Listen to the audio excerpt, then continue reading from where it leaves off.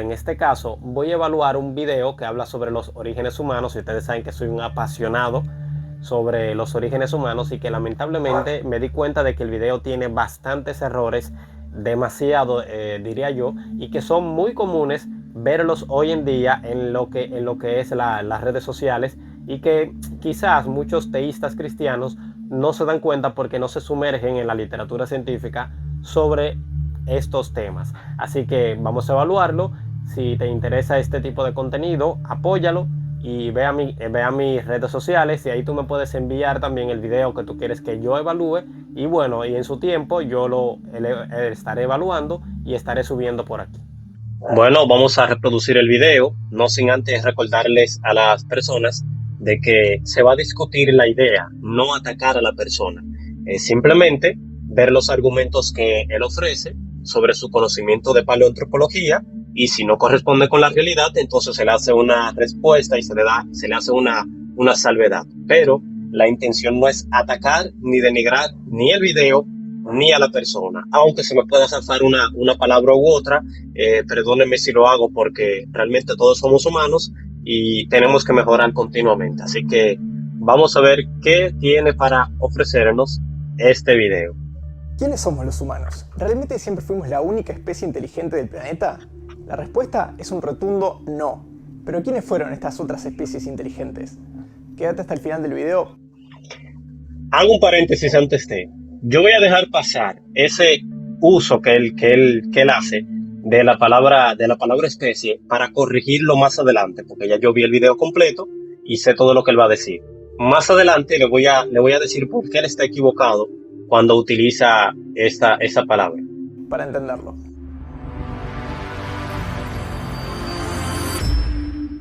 Muchas veces en la escuela nos enseñan la evolución como si fuera una línea, a tal punto que lo primero que se nos viene a la cabeza es algo así. Pero esto es muy... Antes de, la culpa no es de los profesores, la culpa son los científicos que al principio la creían de esa manera, le enseñaban de esa manera. Incluso el mismo Bernard Woods habló sobre esa imagen que se llama la marcha del progreso, y él dijo que todavía los paleoantropólogos la siguen utilizando porque se le hace difícil de conectarse de ella. Pero sí, hoy en día se sabe que realmente, o lo que quieren decir es que realmente es un árbol ramificado, no algo lineal. Pero como quiera, lo que quiero decir es de que verdaderamente esos fueron los paleoantropólogos que lo enseñaron, se introdujo en la escuela. Entonces, como el sistema educativo, y mayoritariamente en Latinoamérica, está sumamente desactualizado, siguen utilizando eso hasta que lleguen a actualizaciones más recientes y puedan cambiarlo. Pero no quieras culpar a los profesores, culpa a los paleoantropólogos que utilizaron esa imagen y luego nunca hicieron declaraciones públicas. Solamente Stephen Jay Gould fue el único que la hizo, que dijo que esa imagen estaba errónea y que lamentablemente él no tiene poder sobre las traducciones a los otros idiomas, si no, él hubiese eliminado de sus libros como hizo con las versiones en inglés. Así que, por favor. Lejano a la realidad. La evolución nunca sigue un camino solo, todo hacia el mismo lado, sino que en el mundo hay muchas realidades distintas pasando al mismo tiempo, en paralelo, y que tarde o temprano terminan influyendo unas en otras. Cuando te digo humano, seguro pensás en el Homo sapiens, o sea, nosotros, que es la única especie de humanos que sigue existiendo hoy en día. Pero hace 15.000 años, o sea, hace no tanto, la historia era muy distinta. ¿Y por qué digo muy distinta? Porque no somos la única especie de humanos que existió en la Tierra. Fueron 9 las especies de humanos que vivieron desde que nos separamos del Australopithecus. Y sí. Noten algo. Él dice que somos 9 especies de humanos. Él sigue utilizando la palabra especie de una forma horrible. E incluso él se contradice más adelante, porque él al final del video te va a decir que las especies de humanos se mezclaban entre sí. Y ahí de una vez se cae el concepto de especie que él está utilizando, porque es evidente que en biología dos animales, dos individuos que comparten genes entre sí, son la misma y única especie, o sea, pertenecen a la misma especie. Él debió de decir en lugar de especie, razas, porque eso sí es verdad, pero especies no, es la misma especie que se ha estado cruzando. Pero vamos a dejar que él siga, que él continúe con lo que va. Por lo que veo, va lamentablemente, con una información muy tenue, porque está hablando del Australopithecus, que es descendiente de nosotros. Bueno, que nosotros descendemos de él, pero más adelante le voy a dar algunas citas de por qué esto no es así. Varias de ellas interactuaron entre sí. Al final del video te voy a contar cómo sabemos que esto pasó y te aseguro que te va a volar la cabeza. Es muy loco pensarlo, pero vamos de a poco. El Australopithecus fue el antecesor común de todas estas especies de humanos y apareció hace más o menos 4 millones de años. Este animal tan simpático no era un humano. Eso va a venir más adelante, no te me impacientes. Vivió acá, en África, y con todos los millones de años que tuvo, se movió para acá, para allá, abarcando toda esta zona. Mientras que lo hacía, el entorno y la selección natural hicieron de las suyas, generando nuevas especies de Australopithecus, que a su vez se desplazaron más todavía y luego de tantas mutaciones genéticas a lo largo de cientos de miles de años, dieron paso a nuevas especies, tan distintas que se convirtieron en un nuevo género, el género Homo. Y ahora es cuando viene lo divertido. Vamos por partes. En primer lugar, él dice, por ejemplo, que nosotros descendemos de los Australopithecus. Lamentablemente, él nos cita una literatura científica que pueda evidenciarte eso. Nadie, al día de hoy, ningún artículo científico ha podido demostrar el origen del hombre a través de los Australopithecus. Ahí, lamentablemente, tengo que decir, y me perdona, hermano, de que realmente estás equivocado. Y yo te voy a dar varias citas para que sepas esto. Mira, tú tienes una cita de Carl Zimmer que dice: los orígenes del género Homo siguen siendo tan turbios como siempre. Eso fue en abril del 2010. Tú tienes otra cita, por ejemplo, de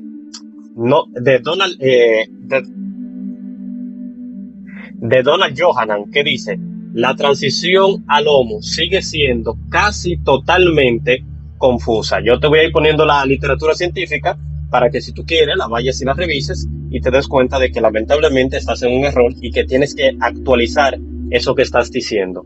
Dice otro más: la ascendencia del género Homo y su relación con los Australopithecus anteriores sigue sin resolverse. Y eso está en el 2010. Y es decir, tu video es reciente y no estás actualizado con la información. Parece que, así igual que los profesores que tú estabas hablando, tú has seguido con la misma idea. Además de eso, por ejemplo, tú tienes otra cita que te dice: la secuencia evolutiva para la mayoría de los linajes de homínidos es desconocida. La mayoría de los taxones de homínidos, particularmente los primeros homínidos, no tienen ancestros obvios. Y tú estás diciendo que son los Australopithecus. Dice: y en la mayoría de los casos, la secuencia ancestro-descendiente, serie de tiempos fósiles, no pueden construirse de manera confiable. Y eso lo dijo Bernard Woods. Y lo dijo en el 2015. Y Bernard Woods es una autoridad total en lo que es la paleoantropología. E incluso, por ejemplo, cuando tú buscas un artículo de él en la revista Nature, en el 2000, en la revista Nature, perdón, que se llama Evolución Humana, 50 años después del Homo habilis, él dice: incluso con toda la evidencia fósil y la técnica analíticas en los últimos 50 años, una hipótesis convincente para el origen del Homo sigue siendo difícil de alcanzar. Cuando tú te buscas también el documental Cómo surgió el ser humano de DW, en el documental, está en YouTube, tú lo puedes consultar, dice: los seres humanos que viven hoy en la Tierra tienen un origen común en África hace unos 100.000 años, pero si nos remontamos atrás, unos 2 millones de años, las cosas cambian. Hasta ahora, en el 2022, dice: no se sabe cómo surgió el género Homo, y sin embargo tú le estás poniendo tan fácil que tú te ganaste el premio Nobel de paleoantropología, porque tú lo pones demasiado fácil. E incluso cuando sigues leyendo, tú ves que en el mismo documental aparece: la transición de Australopithecus al género Homo sigue considerándose un punto ciego en la historia de la evolución. Hasta la fecha no existe ningún fósil comprendido entre 2 o 3 millones de años que pueda arrojar luz al respecto. Entonces, mi pregunta es, ¿de dónde tú sacas, por ejemplo, la idea de que nosotros descendemos del género del Australopithecus cuando el Australopithecus ha sido descartado como un descendiente, como un ancestro directo de nosotros? E incluso Bridget Sinu, que fue la que encontró a Ororhyntugenensis, ella dice claramente en la revista Science de que el Australopithecus es una rama lateral, o sea, no una rama directa de nosotros. Y ella propone a Ororhyntugenensis como nuestro ancestro directo, no al Australopithecus. Entonces, ahí lamentablemente tengo que decir que estás equivocado. Además de eso, el hallazgo del Homo erectus que se encontró en Sudáfrica, que es de alrededor de 300 o 200 mil años más atrás de lo que se creía anteriormente, demuestra de que nosotros, el género Homo, el Homo erectus, el primer ser humano del que se tiene registro en el registro fósil, Homo habilis, eso es un tema que yo voy a tratar más adelante en mi serie de los orígenes humanos. Homo habilis es muy dudoso y hay muchos paleoantropólogos que ya hoy en día lo descartan y se dice incluso que ni siquiera fue una especie, sino que podrían pertenecer a dos especies, hueso de Homo erectus y huesos de algún otro animal. Ese no es el tema. Okay. ¿Qué pasa entonces?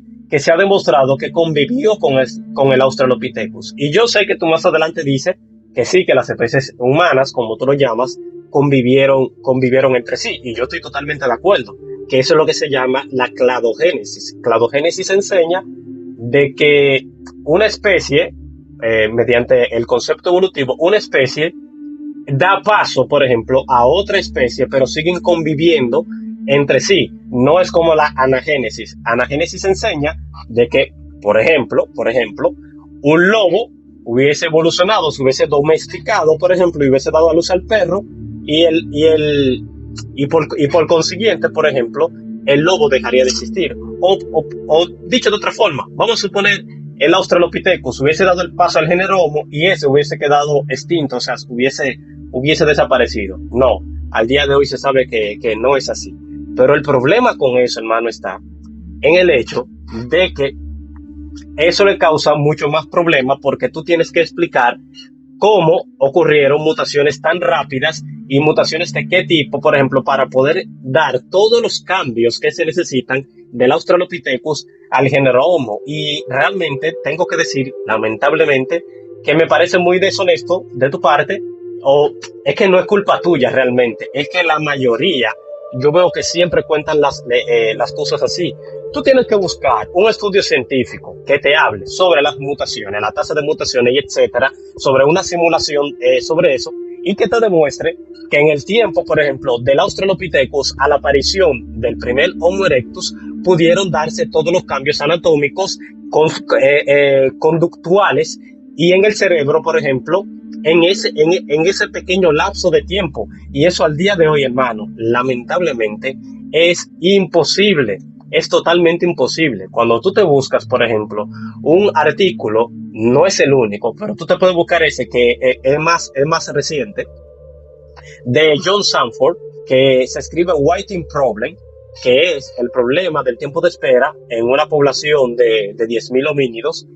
Usted se da cuenta de que a través de mutaciones, hermano, es totalmente prohibitivo que el Australopithecus haya dado paso al género Homo en una población de 10.000 homínidos prehumanos, como quiere enseñar la historia evolutiva del hombre. Entonces, me parece como muy infantil el concepto de que, bueno, a través de miles de años, diferentes mutaciones, eso no es ciencia. Eso es, tú simplemente leíste una historia evolutiva, no tienes, lamentablemente, no tienes idea de cuál es el tiempo de espera para que sufran mutaciones simultáneas, mutaciones coordinadas, que puedan darte paso a lo que es el género Homo, dígase, mutaciones que vayan causando un cambio en el organismo y que vayan permitiendo esos cambios que requiere el género Homo para aparecer en primer lugar. Y eso es, al día de hoy, eso sigue siendo totalmente imposible. Y me molesta cada vez que escucho que escucho a través del tiempo, mutaciones, a través de miles de años fueron sufriendo y no te citan una literatura científica, no te dicen dónde se ha demostrado eso, no te enseñan una simulación, porque todas caen en un tiempo totalmente prohibitivo. Ya yo le he dicho eso varias veces en varios videos que he hecho, por ejemplo, sobre ese tema. Por ejemplo, tú tienes aquí que obtener una sola mutación en un sitio de unión al ADN y que se arregle llevaría entre 1,5 millones de años y 6 millones de años. Eso es dependiendo, por ejemplo, los cálculos que se utilicen. Si se necesitan 2 mutaciones, dígase, esas son las mutaciones que causan un cambio y que se fijan, dice, si se necesitan 2 mutaciones para lograr un cambio en el comportamiento o la anatomía, que es lo que tú necesitas para dar paso a otra especie, dice, tomaría aproximadamente entre 84 y 216 millones de años, y eso realmente cae en un tiempo demasiado prohibitivo, porque la divergencia del chimpancé y el hombre se dio hace 6.000 millones de años, hace 6 millones de años, y lamentablemente una doble mutación coordinada que cause un cambio anatómico o conductual le llevaría 84 y 216 millones de años. Entonces, ¿cómo puede darse eso? Y si hablamos del artículo que te mencioné anteriormente, le toma más tiempo del que necesita, incluso más tiempo en el cambio de lo que necesitó el universo para existir. El universo tiene 13.800 millones de años y esos cambios, por ejemplo, de un Australopithecus al género Homo, todas las mutaciones que se necesitan, le tomaría 18.000 millones de años, o sea, 5.000 millones de años más de lo que tiene el universo en existencia. Entonces, por el amor a Dios, así no, realmente no me, perdón que me corrí mucho, pero es que no me parece bien la idea. Como dije antes, en total y hasta la fecha se sabe de 9 especies distintas del género Homo que vivieron a la vez, pero hay muchas otras especies. Sigo utilizando la palabra en su puesto en el género especie Homo, de forma. así que podrían ser incluso más. Algunas de este video, por ejemplo, fueron confirmadas recién en 2019. Acá te las presento en un mapa para que veas que todo esto pasaba al mismo tiempo. O sea, a mí me vuela la cabeza pensar esto. Hoy en día estamos obsesionados con encontrar nuevas especies inteligentes en otros planetas y hace una decena de miles de años habían 9 especies inteligentes solo en África, Europa y Asia. Estas especies fueron el Neandertal, el Homo heidelbergensis, el Homo sapiens, o sea nosotros, el Homo naledi, el Homo erectus, los denisovanos, el hombre de la cueva de los ciervos, el Homo luzonensis y el Homo floresiensis. Si te va gustando el video, dale like, suscríbete y prende la campanita que voy a estar haciendo muchos más videos. Te voy a presentar a todas Espero que estas sea con especies, literatura científica. pero antes cabe aclarar que el hecho de decir que una especie haya evolucionado a partir de otra no implica que uno desaparece y el otro aparece en un instante, Claro, sino en que cladogénesis. estas nuevas especies que fueron surgiendo van coexistiendo con su versión anterior durante miles de años. Vamos a lo interesante. ¿Quiénes fueron estas especies? El primero en aparecer fue el Homo erectus, que se separó del Australopithecus hace 2 millones de años. Fue el Se fija cómo él vuelve otra vez y repite el mismo error que no es respaldado por la literatura científica. Hermano, incluso hoy en día hay una teoría que se llama el Big Bang del género Homo, por la gran divergencia, o sea, la gran diferencia que hay anatómica y conductual del Australopithecus al género Homo. Entonces, no sé de dónde realmente tú sacaste esa idea. No cita una literatura científica, no cita algo de la tasa de mutaciones para uno poder por lo menos buscar esa literatura y luego entonces uno la evalúa. Realmente no estás haciendo el trabajo. Primer humano en salir de África, entrando en Europa y finalmente asentándose en Asia, donde a su vez fue evolucionando con respecto a su entorno, dando lugar a al menos 3 nuevas especies de humanos. En África dio lugar al Homo heidelbergensis, en Asia al hombre de la cueva de los ciervos, el Homo floresiensis, y se cree que también el Homo luzonensis. Finalmente se extinguieron hace alrededor de 100.000 años por causas desconocidas, posiblemente por cambios ambientales e interacción con otras especies humanas. Si nos quedamos en Asia, podemos hablar de uno de los casos más interesantes, que es el Homo floresiensis, que se separó del Homo erectus hace 190.000 años. La característica más peculiar de ellos fue que presentaban enanismo isleño, es decir, como vivían en una isla con recursos limitados, comenzaron a hacerse cada vez más pequeños al paso de miles de años, hasta... Es algo posible, pero realmente no se ha demostrado. El libro Sapiens, por ejemplo, lo dice así, que es probable, como había pocos recursos, por ejemplo, ellos se fueron adaptando con menos comida y fueron perdiendo también el tamaño. Pero conductualmente y en su capacidad, por ejemplo, eran totalmente igual a nosotros. Pero vamos a esperar que él termine, porque quiero corregir algo, porque creo que él está mal enfocando el asunto, pero está bien, yo dentro de un rato le digo. Que 1 metro de altura. Terminaron por extinguirse hace 50.000 años, posiblemente por falta de recursos de la isla, pero también es posible que haya sido por competencia con otras especies humanas como el Homo sapiens. Esta isla se encuentra en la actual Indonesia. También en Asia tenemos al Homo luzonensis, que vivió en el actual norte de Filipinas entre hace 67 y 50.000 años. Y si bien también quedó separado en una isla, no presentó enanismo. Luego tenemos en la actual China al hombre de la cueva de los ciervos, que fue un homínido de desaparición muy reciente, hace alrededor de 11.500 años. Y su característica principal fueron sus extremidades inferiores, que parecían adaptadas a la vida en las montañas. La última especie de este continente fueron los denisovanos, que surgieron hace 300.000 años, y por estudios genéticos se sabe que tuvo un antecesor común hace 1 millón de años con el hombre de Neandertal y el Homo sapiens. Este ancestro común es desconocido, pero se sabe que no fue el Homo erectus. Por sus genes se sabe también que estaban adaptados a vivir en altitudes elevadas. Hay evidencia de que aún vivían hace 50.000 años. Volviendo al continente africano, tenemos al Homo naledi, que vivió en la actual Sudáfrica. No se sabe con certeza quién fue su ancestro más cercano, pero se estima que vivió entre hace 300 y 200.000 años. Y llegamos por fin a nuestro ancestro directo, el Homo heidelbergensis, que se separó como él dice, del Homo erectus hace 600.000 años y se extendió por una gran parte del continente africano hasta llegar a Europa. En el centro de África, distintas mutaciones genéticas dieron lugar al nacimiento del Homo sapiens y en Europa al Neandertal. El Homo heidelbergensis desapareció. Se fijan que como que ligero, a través de diversas mutaciones, porque es la idea que tienen, pero realmente es algo que necesita mostrarse. O sea, eso es algo que necesita mostrarse en primer lugar y no darla por un hecho, porque es que ya yo, como le he citado la literatura, con el simple hecho de tú revisarla, tú te puedes dar cuenta, por ejemplo, de que esas diversas mutaciones están lejos de un tiempo prohibitivo. O sea, están en un tiempo prohibitivo. Pero antes porque yo sé lo que él va a decir en adelante. Tengo que aclarar algo, por el amor a Dios.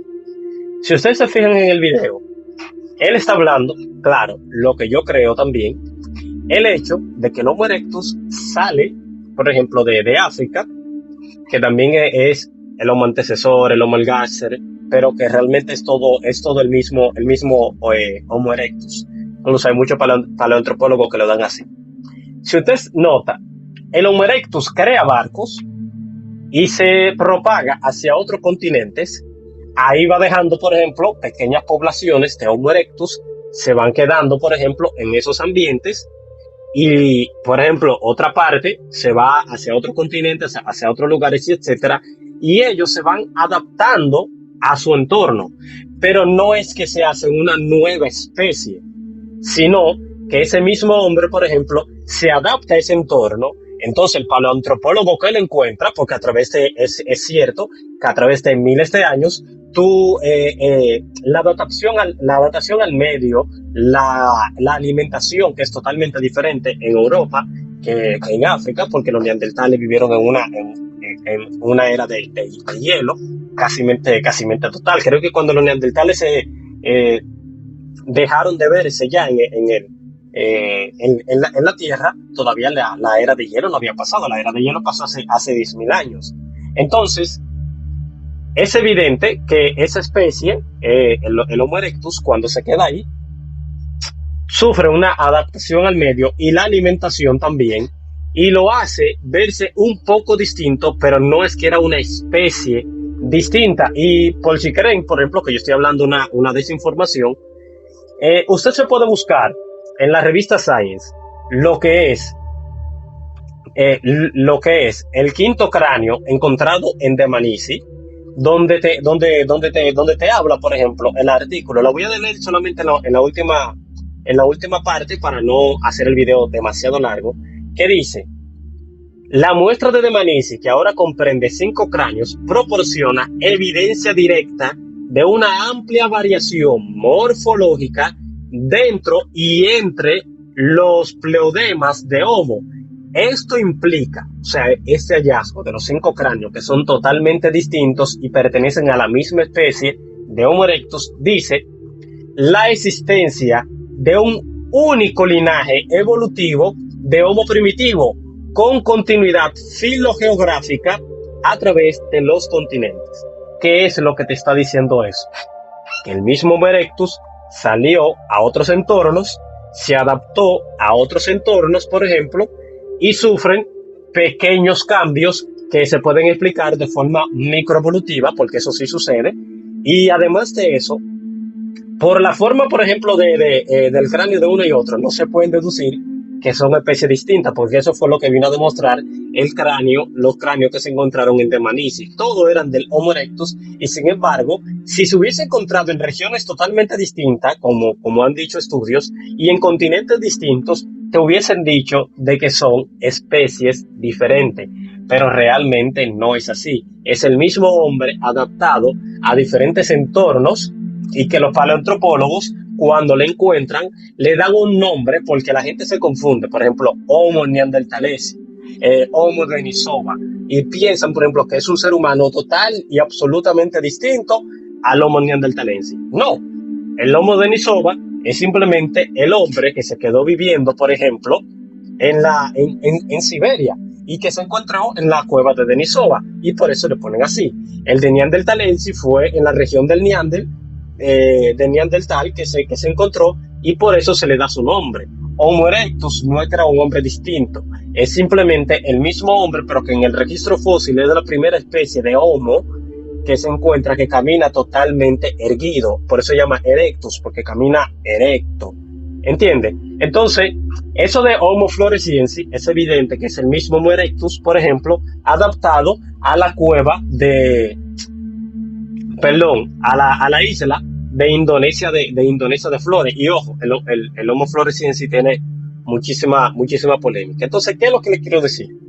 Que al final estamos hablando de la misma especie, e incluso Ernest Mayr, que fue uno de los padres del neodarwinismo, dijo de que nunca se ha encontrado más de una sola especie caminando sobre la Tierra. ¿Por qué?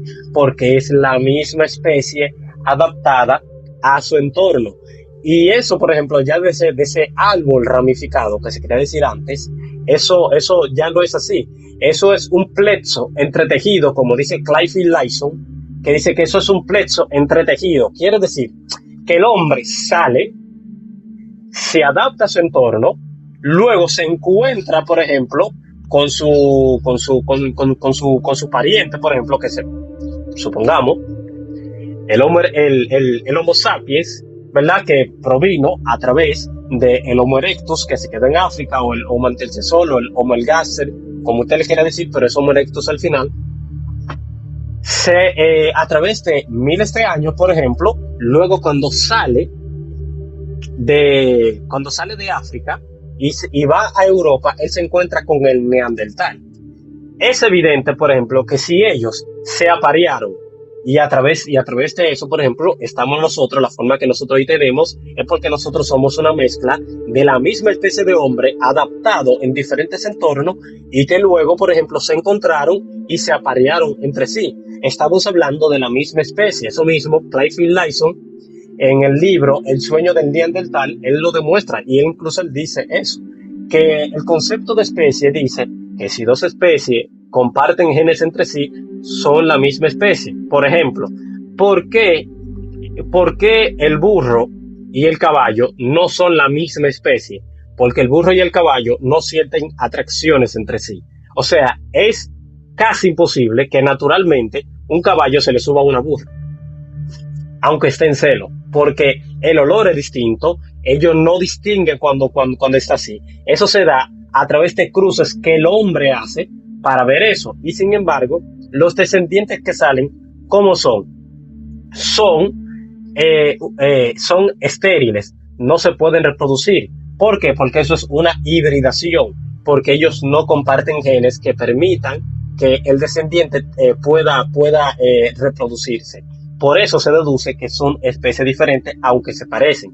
Pero en este caso, por ejemplo, no es así. En este caso, por ejemplo, en una cueva se han encontrado ADN neandertal, ADN de Homo sapiens, ADN de denisovano y otro punto, ADN de Homo erectus.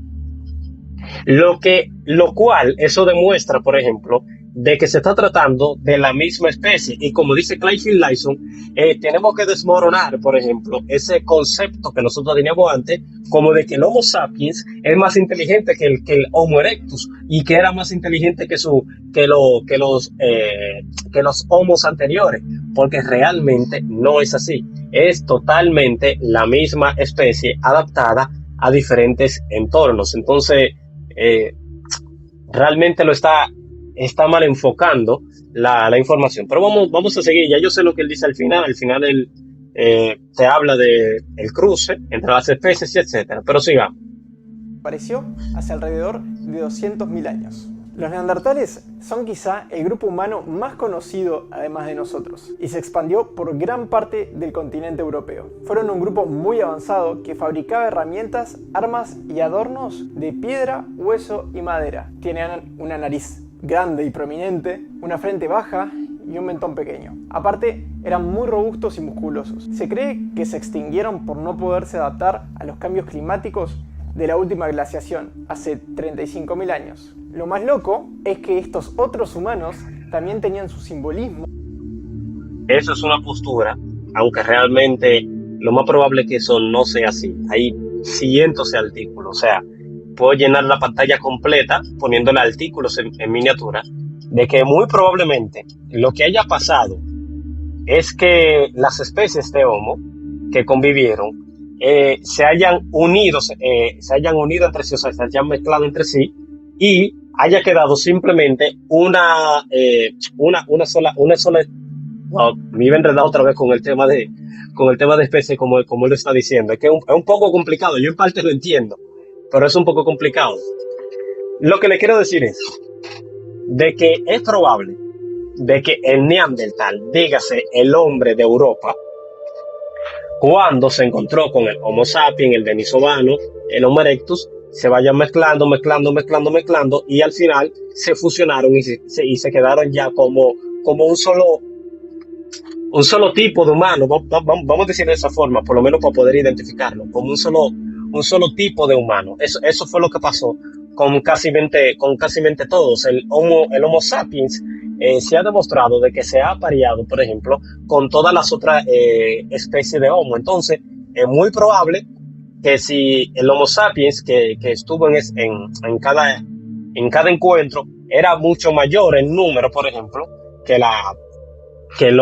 el ser humano que estaba ahí, que era ya residente de dicha isla, de dicho continente, y etcétera, es evidente que perduran más los genes de lo que hoy en día nosotros llamamos Homo sapiens, pero que realmente hay paleoantropólogos que llaman al Homo erectus, también lo llaman Homo sapiens erectus, y también Homo sapiens neanderthalensis, que también es una forma en la que se le ha llamado al neandertal, porque realmente al final de cuentas es el mismo hombre adaptado.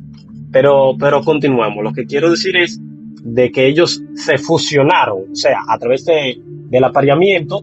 Hay cientos de estudios ya que demuestran eso. Ellos se fusionaron, y también es probable que entre los hombres, los líderes de cada tribu, se hayan también habido guerras que hayan podido dar como resultado de que se reduzca un poco algunos, por ejemplo, de las adaptaciones del ser humano a otro entorno. Dígase, el Homo sapiens, es muy probable de que a través de problemas y ese tipo de cosas haya ido extinguiendo también a los neandertales. No podemos romantizar las cosas como de que entre ellos no había guerra, porque si realmente lo había. El libro Sapiens cuenta también un poquito de eso, Yuval Noah Harari.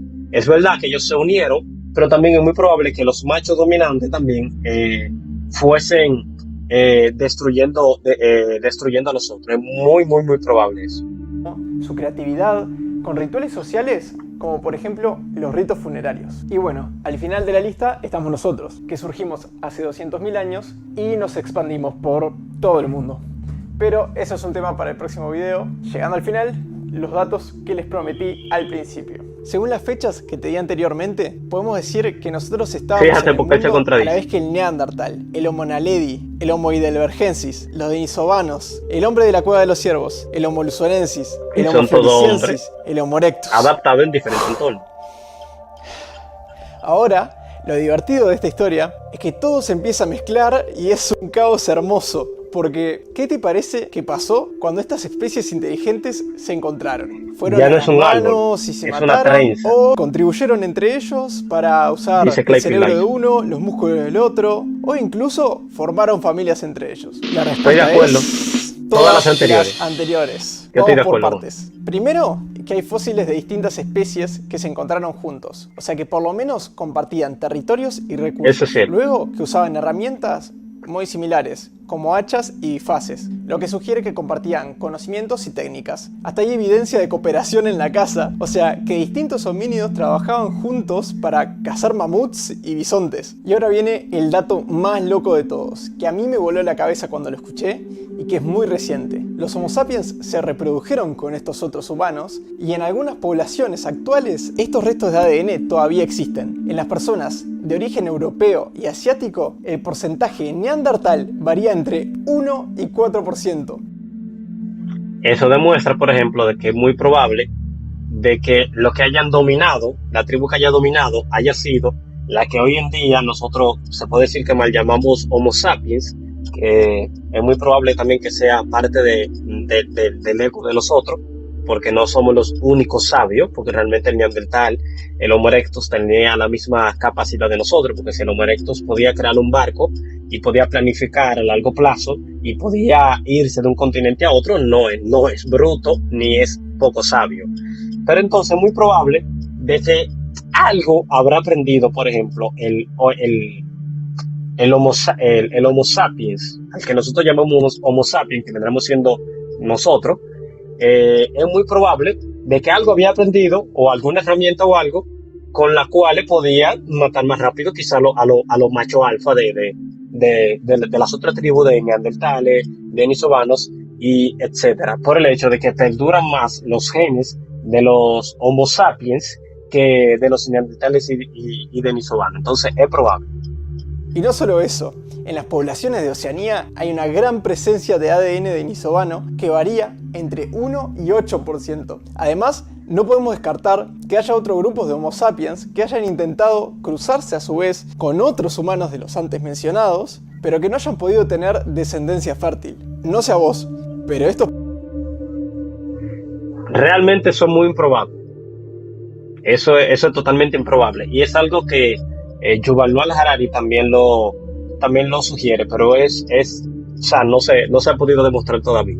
El hecho de que nosotros, algunas poblaciones de nosotros, por ejemplo, tengamos más ADN neandertal y otros ADN denisovano, y que los de África, por ejemplo, no tengan ADN neandertal, eso demuestra evidentemente de que nosotros éramos fértiles entre sí, y que lo único que no se mezclaron fueron los de África, porque se permanecieron allá, y por eso no se encuentran genes de los neandertales en ellos. Pero bueno, ya creo que hasta aquí es que llega el video. Porcentajes a mí me parecen una locura.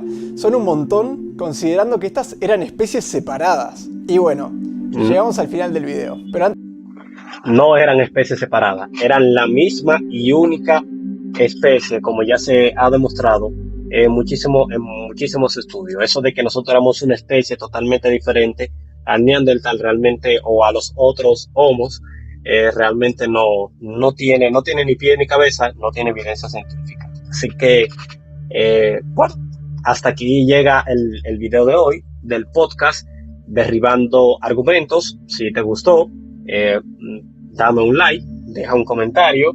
También en mis redes sociales me puedes seguir y me puedes decir también qué otro video tú quieres que yo analice. Videos más sobre paleoantropología, porque me encanta este asunto, pero también yo sé que van a venir asuntos de la Biblia y etcétera, etcétera. Entonces, adelante. Así que hasta aquí llegó el video de hoy.